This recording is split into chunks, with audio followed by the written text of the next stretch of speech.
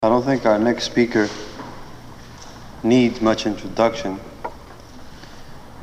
but just for those of you who have a pencil and want to write it down, he's the Minister of Information of the Black Panther Party, presidential candidate, the New York Peace and Freedom Party, member of the State Steering Committee of the California Peace and Freedom Party, author of the book Soul on Ice, and now speaker before this rally, Eldridge Cleaver.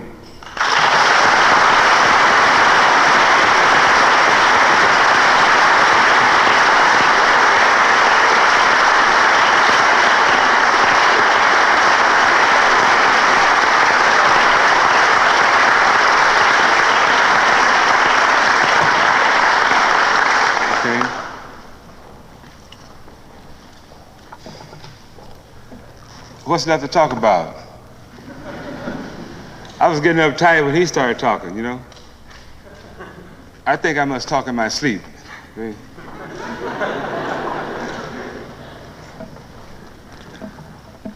Well, we're still not free. I don't see any of the policemen in here. I know they must be here somewhere. I know my parole officer has one of his friends in here somewhere. So I'm going to start off by saying that I abhor violence.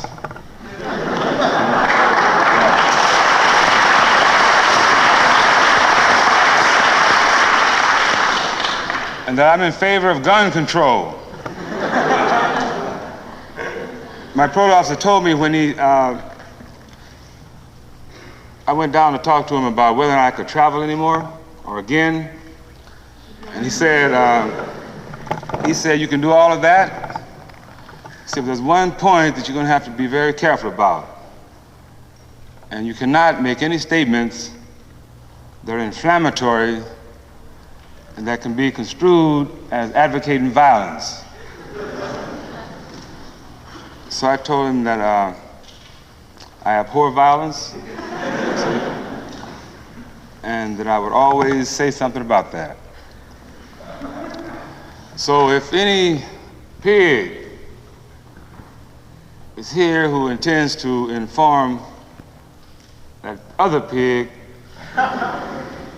calls himself my parole officer,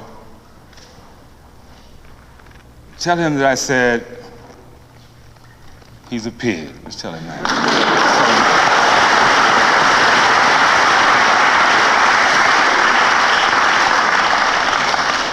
See, it's getting very difficult these days to deal with this whole revolutionary situation. Not only do they already have more laws on the books than they really need, but they're continually passing other laws. Does anybody know what the situation is? Do you know what we can do and what we can't do? What we can say and what we can't say? I don't know that anymore. And I don't have enough time to go and research all the laws. So that I'm in the position that the only thing I can say about that is fuck it. See? Fuck that. Because it seems to me that there's some type of game going on if the people in a country don't know what the law is, and that the pigs of the power structure are the only ones who know what's going on. And sometimes I wonder if they know what they're doing. I don't think that they do. I don't think that they really understand what they're doing. I think that they're so hung up on maintaining their positions, maintaining the power of the Democratic Pig Party, of the Republican Pig Party. They're so hung up on that that all that they can see when they look around is what's the next best move to make for the party. They put the interests of the party above the welfare of the people. So checking that situation out and coming to that conclusion, we take the position that the only way that the people can deal with this is to take it in the streets.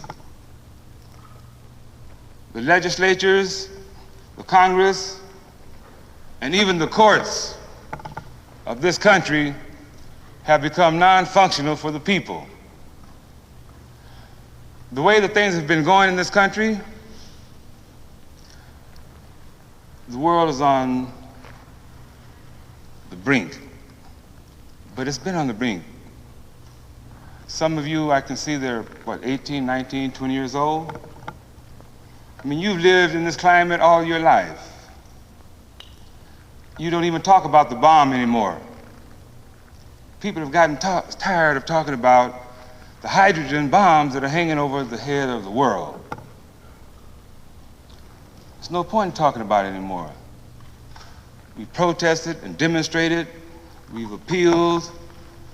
There are tons and tons of material that have been written to explain why certain things should be done, why we should get rid of the bombs, why we should stop oppressing people, why we should do a whole lot of things. And as the gentleman here was saying, that one of the most potent political phenomena in the country today is the growth of the political forces embodied in that little simple pig from Alabama, George E. Boy Wallace. This is a reality. This is a reality. And I think that the reason that Wallace is able to go around and to gain people to support his banner is because the people in this country are confused. I believe that the basic cause of all the shit that's going on in this country, the basic reason that it's so difficult to really do something about it, is because the people are confused. They are fed lies from the highest level. You heard about the credibility gap. I mean, the Democrats started talking about the credibility gap. They accused their standard bearer, the president of this country, as being unreliable when it comes to telling the people what's going on. That when his cabinet ministers, his cabinet officers issue out statements, we are told that you can't really believe what those statements say. And we know how the mass media functions.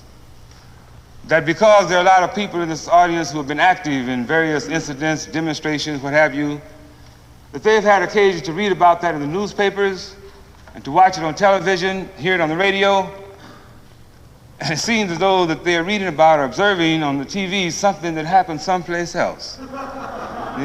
That what's being reported, in fact, had nothing to do with what really went on. So there's no wonder that people who have been deluged with this type of misinformation for all of their lives, and really for all of their history, it's no wonder that they don't know what's going on, and that when some articulate pig comes along and tells them that the only way to solve this problem is to lynch all the niggers, that because he's been a judge, because he's been the governor, because he's been anointed by some crazy preacher or some priest, because he can go to the White House, because he's in the White House, because of all of these things, I mean, there's a limit to how people can, see through all of this. You don't have time to analyze all this, and there's a tendency to throw up both hands and just go along with the situation. Well, information is the raw material for new ideas. If we get misinformation, we're going to get some brand new, funny ideas. And that's the basic problem. That we have to create images, machinery. We have to develop people who, when they talk or when they write, people can have some trust in what they say. And I don't think that it's too hard to have the attitude that George Washington was said to have had about that cherry tree. Because we're dealing with something that's much more fundamental than a goddamn cherry tree. We're dealing with the continued existence of people on the face of this planet Earth. Because the lies that have led to more lies to cover up the other lies have grown so high that many people don't even know that they're lying when they run down those lines. So that we say that it's time to begin anew, that it's time to stop going along with rhetoric and bullshit that you cannot endorse. And this is very fundamental in terms of the coalition that the Black Panther Party has made with the Peace and Freedom Party. And I get to shoot a shot at her because she said that before Huey Newton was arrested, there was no cause for communication between blacks and the whites, Black Panther Party and the Peace and Freedom Party.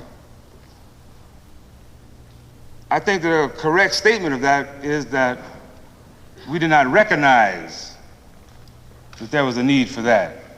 And it was only when they had Huey on death row in Alameda County, where they had indicted him for first-degree murder, and where we knew that they wanted to put him in the gas chamber, that we had to make a retreat.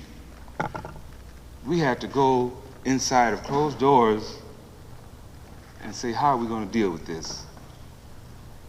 Because if there was one thing that we knew that we would not be able to observe the process of those pigs, those murderous pigs of Oakland, whom we knew out on the streets, who we know how they are, that we could not allow them to get away with putting Huey Newton in the gas chamber. So how are we going to deal with this? It involved examining where we are, where we were, where we wanted to go, where we were willing to go, with whom were we willing to work, and we had to look at that in terms of the program of the party, the ideology of the party. And there was nothing there that precluded a working alliance, a coalition with white people. And we began to understand that with the assumption of the chairmanship of SNCC by Brother Stokely Carmichael, a very crucial turning point in the history of the black liberation struggle had been reached. That black people were moving to assume control of black organizations.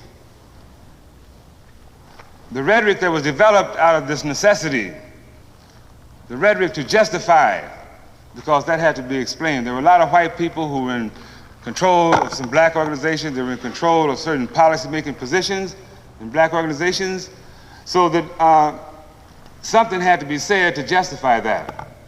Because a lot of them didn't understand, well, I believe in brotherhood, I believe in integration, I've been out there on the picket lines, I've sacrificed for all these years, and now you're gonna kick me out.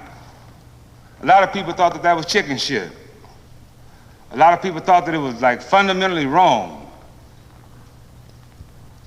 But Stokely said very clearly, and we have to remind him of this once in a while, that white people should go and organize in the white community, black people organize in the black community, and when the white people develop something that's functional, then we can have a coalition with them, a coalition, a specific coalition for specific purposes.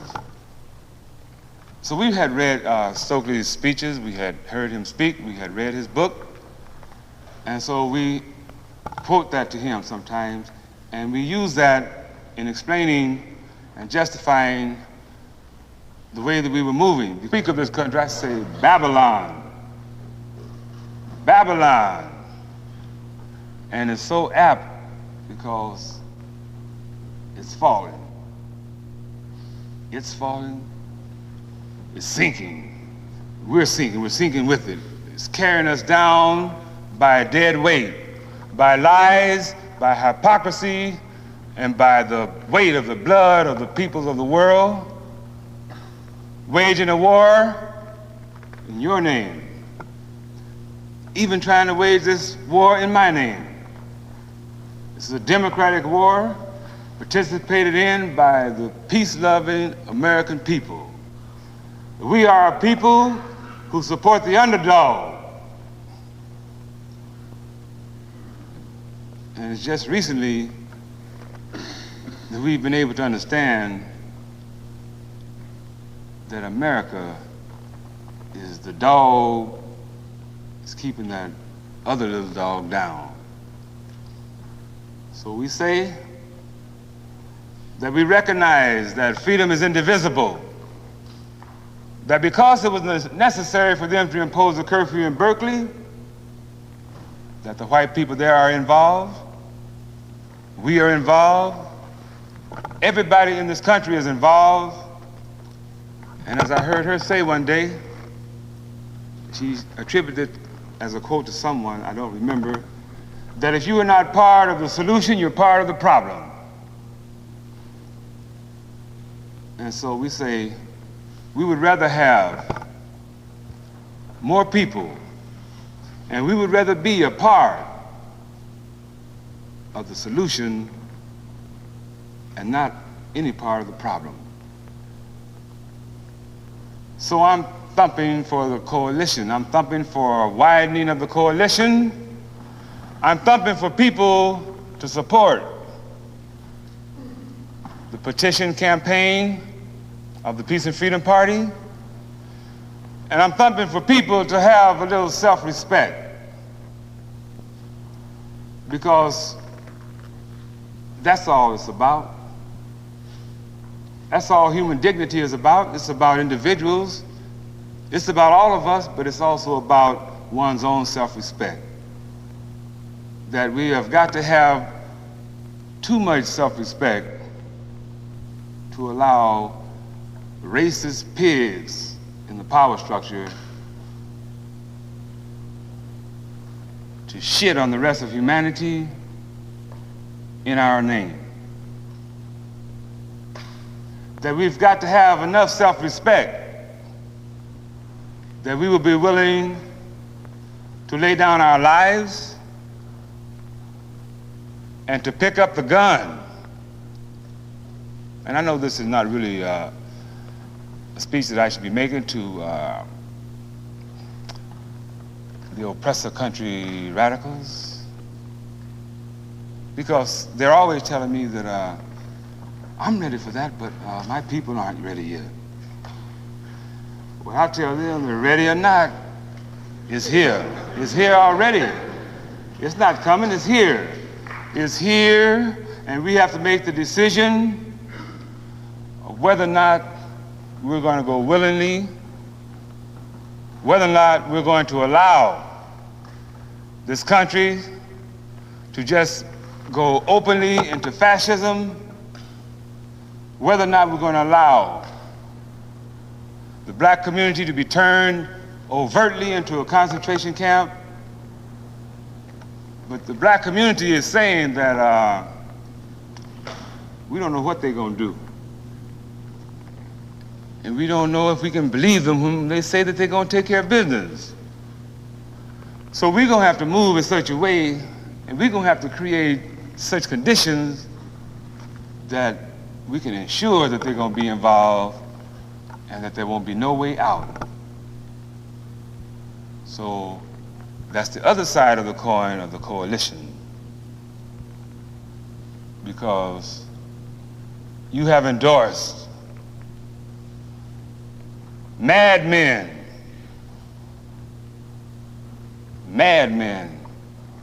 in a time that demands madmen, which means that you've done the right thing. But you better know what you've done, because we do have a little time. They haven't programmed all of the people yet. It takes them a little time to rally the American public to a new stratagem. It takes a little time. They issue their report, make a confession, and they continue to go through these changes. And if it was left like that, they would have the American people programmed to accept the genocide of black people in this country. So we're taking advantage of that time. And we're going to organize the Black Panther Party all the way across this country. We're going to develop the coalition all the way across this country. We are going to build the Peace and Freedom Party and the Black Panther Party here in Syracuse. And if the chief of police and the mayor here don't like it, they can go to hell or wait to be sent there. That's what it's all about.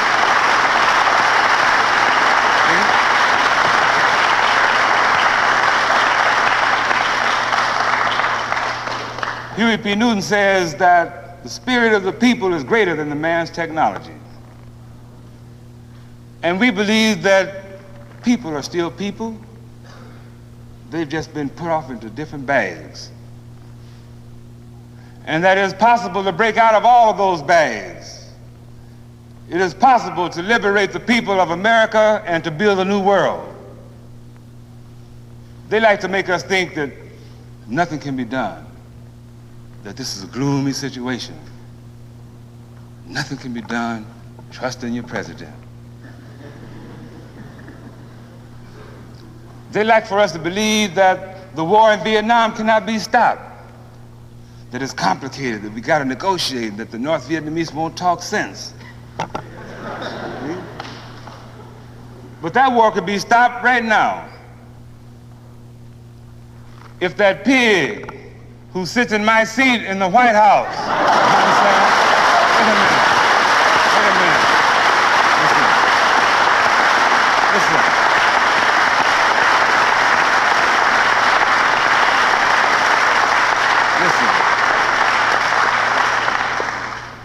He has nothing to do but pick up one of those telephones and says, "Say, Brother Pig in the Pentagon, send out this order. Withdraw the pigs from the Vietnamese community and let the Vietnamese people reconstruct the damage that we have done." That's all that motherfucker's got to say. That's all he's got to say, and he's a lying punk when he says anything else. That's right. He's lying. See? Listen.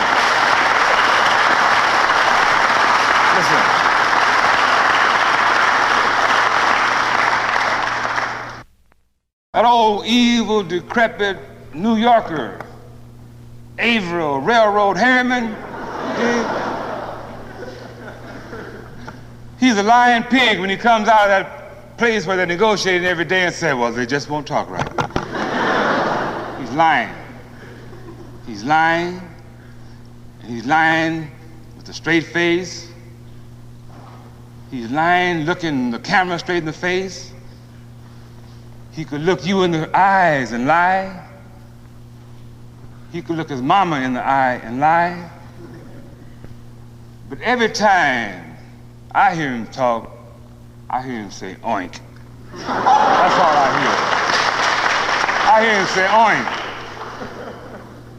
Every time he opens his mouth, he says, oink. And I could not accept any lie that is so phonetically out of harmony with my ear. You understand? That the pigs of the power structure are oinking to the people. And we say that it has to stop, that we're going to put an end to it, and that if the pigs don't straighten up their hands, in which they probably won't, there has to be some barbecue. There has to be some barbecue. Because it's either or. Either you are going to withdraw your oppressive forces from the black community, or we're going to start shooting. Period. Because the oppressor has no right, which the oppressed is bound to respect. He's out of order from the beginning. There ain't nothing for him to say. There's nothing to talk about. There ain't no negotiating to be done.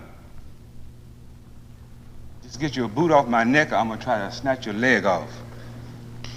And don't tell me how to do it. Don't give me no suggestions about how to snatch your leg off, because I know you lying because you want your leg.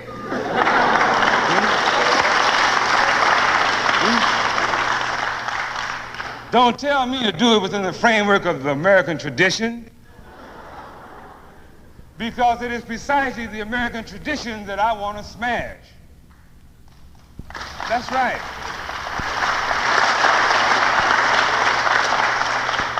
And don't tell me because I say take your foot off my neck that I'm a racist. Because you racist motherfucker, you're the one that's killing me. And don't tell me not to say motherfucker. Because you motherfucking fools, you dig it?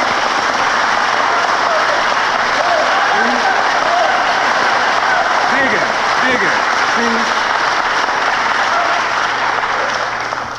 I recognize that people have those responses and reactions because they love Jesus. Or because they say that people who use profanity have a very short vocabulary. Well, whatever, motherfucker is a very functional term in the black community.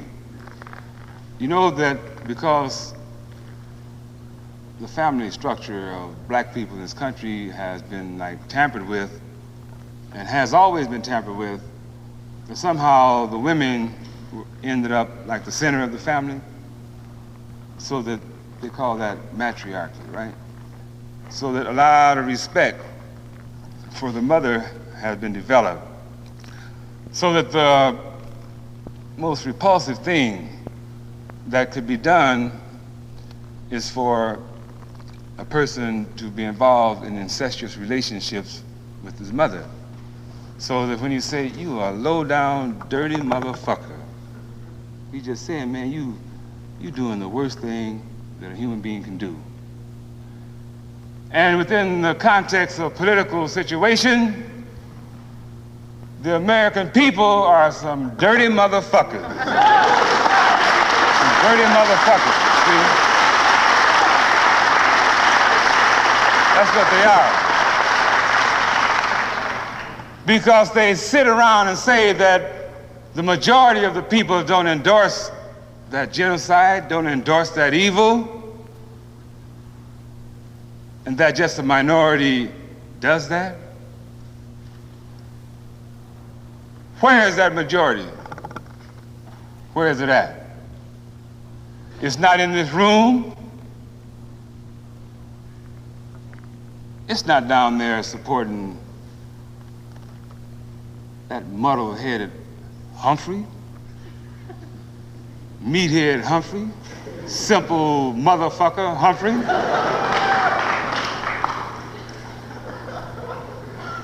It's not out there supporting motherfucker McCarthy. It's not out there. It's not out there supporting that dirty motherfucker Richard Nixon. And it's not supporting that rich, dirty motherfucker in Rockefeller. It's not out there. It's out there confused, not knowing who to support because of some cold shit on the set today. What do you think that your white brothers are thinking when they look at you and say, people have gone crazy? Here they are, they done endorsed this nigger, this convict, this crazy Black Panther. Yeah, America's gone crazy. Let Wallace have it. You did? But everything has been turned inside out. And what we have to do is get across to the people that we have been the victims of a peekaboo game, and that things have been switched around and they're no longer where we were told they were supposed to be. That we were told that power lies with the people, that this was a government of the people, for the people, and by the people. And we have to get across that it is a fact, it is already a fact, that this filthy government is government of the pigs, for the pigs, and by the pigs. That's what it is. And the people are in pain. The people are confused. The people are full of fear. And they don't know what to do about it. And so we have to say, let's try this.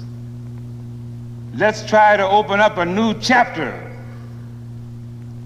Let's close the door, the cover. Let's close the book. Let's close that chapter on everything else.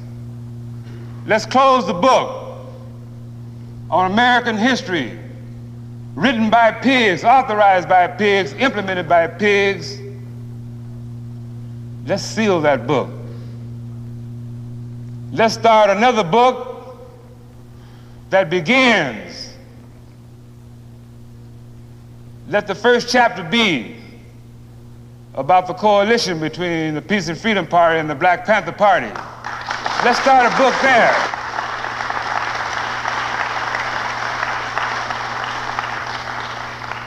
Let's start a new chapter at a moment of desperation.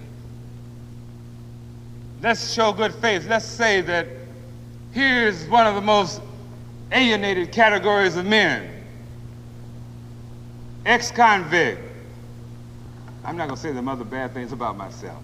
See, let's say we'll start this chapter with this cat, and that this will be the most profound descent that we can make to the status quo. Because we are telling those pigs who are in power that you're so foul, that you have disgraced us so much, that we are so ashamed of you, and we are so tired of you, and we are so determined to get rid of you, that we endorse Eldridge Cleaver. And Eldridge Cleaver will go there and tell them like it is. If you want me to, if you tell me that you would organize the Eldridge Cleaver Committee and support me and get me out again, I'll go down there and slap his motherfucking face. I'll do it. See? I'll do it. I'll do it. But I'm not gonna go right now because we got some more work to do. We gotta mobilize some more forces. If you help me get Huey P. Newton out, I'll do it. If you help me get Huey P. Newton out of jail, I'll slap the president's face for you. I'll do it.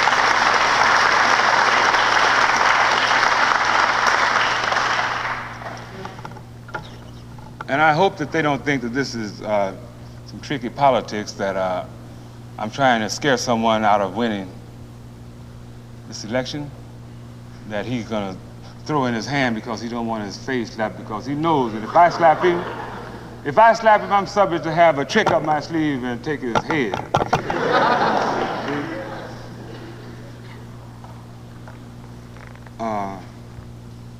All of that.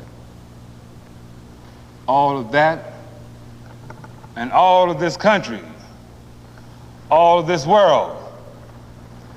We're not going to conduct a traditional campaign because we're trying to break with tradition. How would I look arguing about increase the appropriations for the military budget?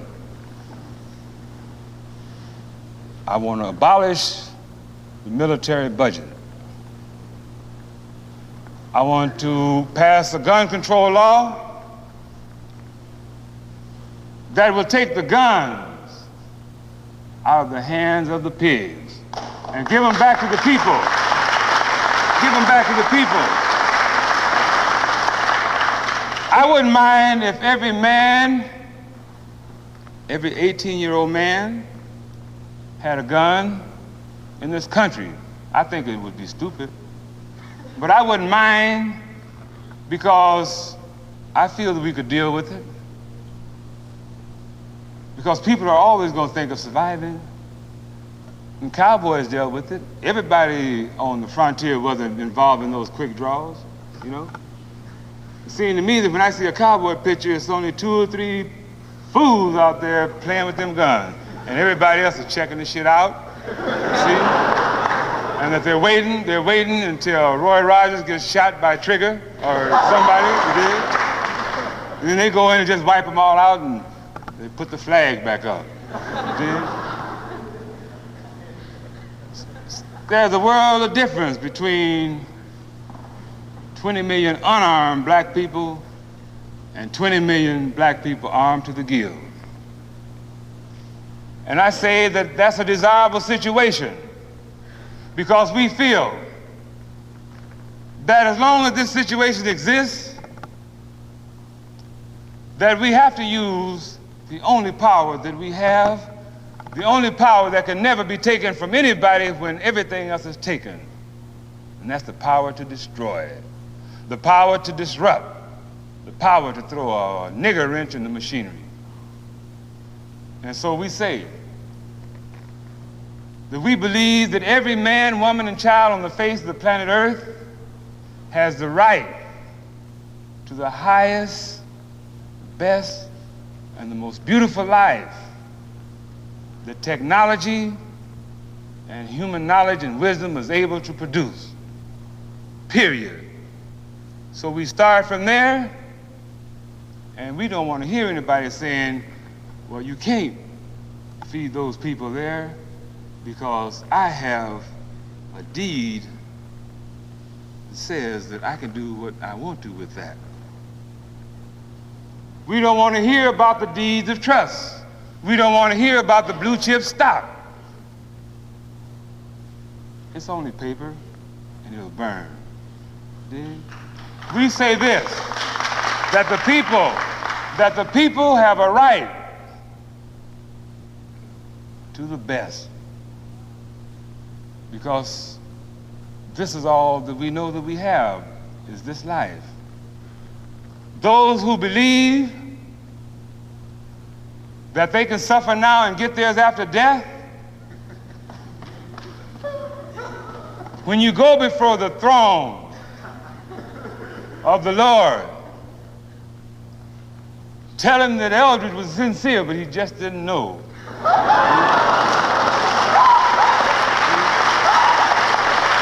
Look at here.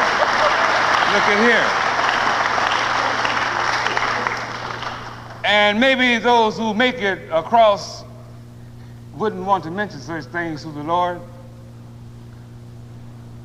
So I'm going to tell him myself when I get there. Because if he tries to put me in hell and put some fire on my ass, I'm going to look around and find some beautiful people there and say, let's organize a Black Panther Party and a Peace and Freedom Party.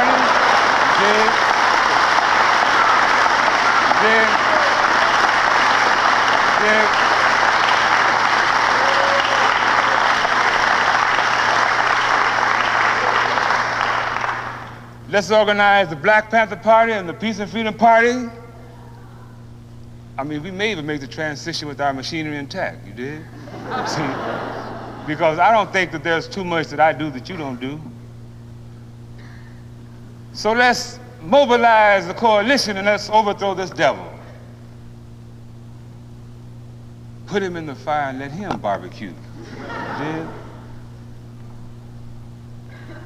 And if God himself would will such misery for people whom I love, I would say, let's deal with him. Let's deal with him. And if we can deal with him on that level, if we can understand that, then certainly we can deal with these buffoon pigs who are running around here thinking that they got everything uptight. I say that we can deal with it. I say that we can stop this war. We can set a deadline on this war and tell them that on Hiroshima Day, on Nagasaki Day,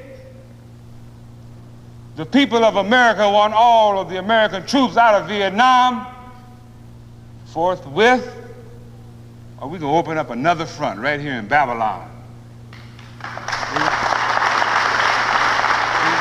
But you shouldn't clap for that. You shouldn't clap for that because you're not ready for that. Today is the 26th, 27th. You ain't ready for that. See, we started thinking about that some time ago, but we didn't get our shit together right. I'm not gonna say we're not ready for that. The only reason we're not ready for it because we think that there are not enough people ready for it. And there's a conflict involved in that because we consider ourselves to be a vanguard organization. And a vanguard organization is supposed to educate by example. And I see I'm getting myself in deep. And my parole officer's partner might still be here. That fool, J. Hoover Edgar, I know he's got somebody here. If he don't, he ain't doing his job. Because we are subversive to the bullshit that's going on in this country. Yes, we are, and we're not afraid to say it. We don't mind saying it. And we would hope that they would subpoena us so that we would have the pleasure of saying, stick your subpoena up your motherfucking ass. And I'm just going on. I want to say to my parole officer that I'm going to quote to you a parable or a saying, whatever it is, that I read while in prison in one of the Honorable Elijah Muhammad's columns in the newspaper. And he said that Satan will say, when the matter is decided, that I had no authority over you, but I called you and you came. You did? That you don't have to heed that call, that you have free will, and that the people of America have free will, even though they think that there's some kind of, I'm gonna pass it. I'm gonna pass that. The people of America have free will. We know that they're up against some dirty pigs in the news media. We know that. We know that they're up against some educators who miseducate. We know that they're up against preachers who lie on Sunday and who will sprinkle holy water on hydrogen bombs. We know that. We know that. But we still say that the people will always be able to wrest control of their destiny out of the hands of administrators and public servants, civil servants who have begun and who have grown arrogant.